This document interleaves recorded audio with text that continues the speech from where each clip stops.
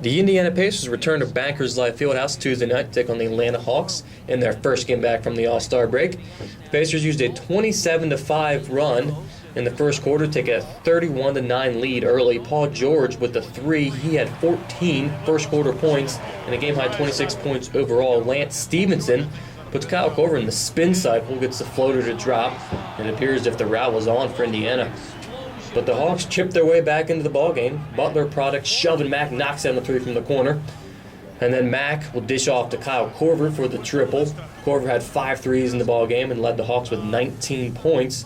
And then Korver with the two-pointer, the friendly bounce, and the Hawks were within 5 points. But the Pacers, it was all Pacers in the second half. George Hill with the dunk off the Paul George steal. The Pacers had 35 points off 22 Atlanta turnovers.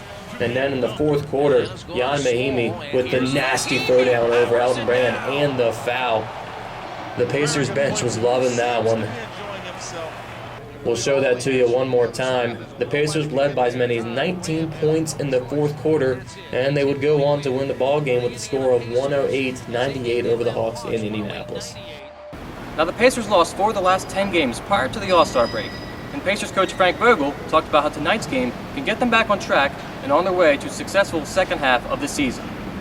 We understood that the dog days, were going to be a grind, and it was going to be a challenge, night in, night out. And now that that's behind us, it's about getting back to starting the second half the way we started the first half. He talked about that with us last night, just about the need to string some games together, and we feel like we're capable of doing that. The Pacers will travel to Minnesota tomorrow night to take on the Timberwolves in a game that will be televised on ESPN at 8 o'clock. They'll then travel to Milwaukee to take on the Bucks on Saturday night. I'm Madison Warfel.